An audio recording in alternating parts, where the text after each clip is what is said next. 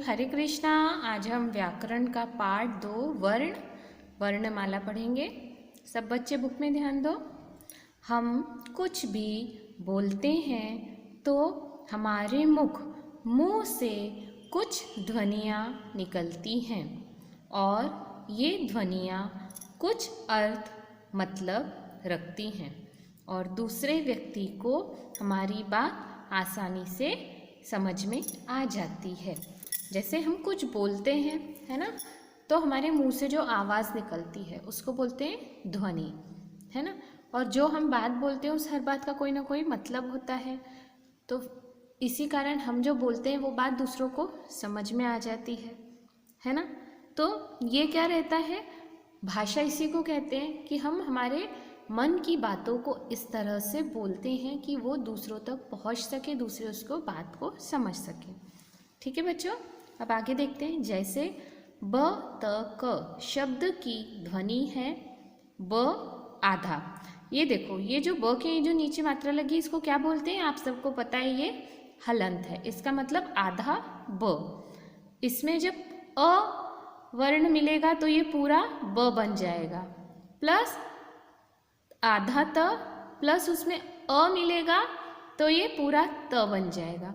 इसी तरह आधा ख, जब इसमें पूरा अ मिलेगा तो ये ख बन जाएगा। इस तरह क्या बना, बतख। गमला शब्द की ध्वनि है आधा ग प्लस अ प्लस आधा म प्लस अ प्लस आधा ल प्लस आ, तो ये सब मिलके क्या बना, गमला। इन ध्वनियों को हम और छोटा नहीं कर सकते, है ना। अब ये जो है, इसको, इस आवाज़ को आप और छोटा करके बोल सकते हो क्या, नहीं बोल सकते।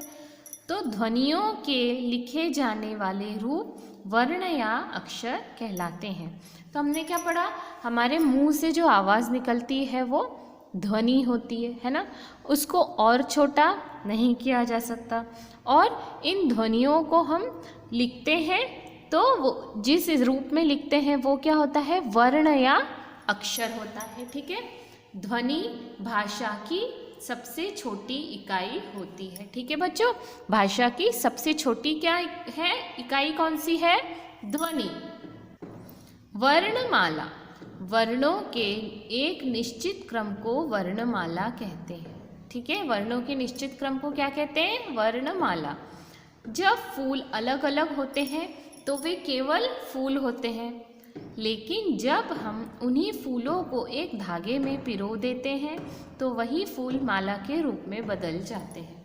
आप सब बच्चों को पता है ना, फूलों को जब एक धागे में पिरोया जाता है तो वो क्या बन जाती है, माला बन जाती है, जैसा इस चित्र में दिखाया है। ठीक इसी तरह वर्ण को एक क्रम में लगा देने से वे वर्णमाला, वर्णों की माला बन जाते हैं। इसी तरह वर्णों को या अक्षरों को जब एक निश्चित क्रम में लिखा जाता है तो वो क्या बन जाता है, वर्णमाला बन जाता है। वर्णों के प्रकार, वर्ण 2 प्रकार के होते हैं, स्वर व्यंजन। आप सबको पता है ना, वर्ण कितने होते हैं, 2, स्वर और व्यंजन। स्वर, हिंदी भाषा में 11 स्वर होते हैं। ठीक है, अ से लेके औ तक हिंदी भाषा में 11 स्वर होते हैं। व्यंजन, हिंदी में 33 मतलब 33 व्यंजन होते हैं जो क से लेकर ह तक होते हैं। इनके अलावा भी हिंदी भाषा में कुछ वर्ण होते हैं। ठीक है, संयुक्त व्यंजन श, त्र, ज्ञ, श्र, ये 4 वर्ण संयुक्त व्यंजन होते हैं। ठीक है, क से लेकर ह तक व्यंजन होते हैं, अ से लेकर औ तक स्वर होते हैं। और मैंने आपको आपकी पिछली क्लास में भी बताया था, श, त्र, ज्ञ और श्र, ये 4 क्या हैं, संयुक्त व्यंजन है, क्योंकि ये 2 व्यंजनों के संयोग से मिलके बनते हैं, इसलिए इन्हें क्या बोलते हैं, संयुक्त व्यंजन। ण और ढ, इन वर्णों से किसी भी शब्द की शुरुआत नहीं होती, मतलब ये किसी क्या होगा, शब्द के बीच में या आखिरी में लगते हैं, इनसे कोई शब्द शुरुआत नहीं होती।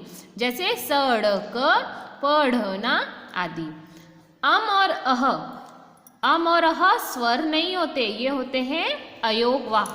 ठीक है, स्वर कहाँ तक होते हैं, अ से लेके औ तक ही स्वर होते हैं। अम और आहा क्या होते हैं, अयोगवाह होते हैं। और व्यंजन क से लेके ह तक 33, ठीक है। और श, त्र, ज्ञ, श्र ये क्या होते हैं? संयुक्त व्यंजन। संयुक्त व्यंजन कितने हैं? 4। इन्हें संयुक्त व्यंजन क्यों बोलते हैं? क्योंकि ये दो व्यंजनों के संयोग से बनते हैं। अब हम इसकी बुक एक्सरसाइज करेंगे, ये सिर्फ बुक में ही करना है। सही उत्तर में सही निशान लगाइए, उस शब्द से खाली जगह भरिए। बोलते समय हमारे मुख से कुछ निकलती है, शब्द, ध्वनियाँ या वाक्य? ध्वनियाँ। डैश वर्ण के टुकड़े, डैश के टुकड़े नहीं किए जा सकते, शब्द, वर्ण या वाक्य? वर्ण। स्वर होते हैं 11, 33 या 20? 11। व्यंजन होते हैं 6, 11 या 33? 33।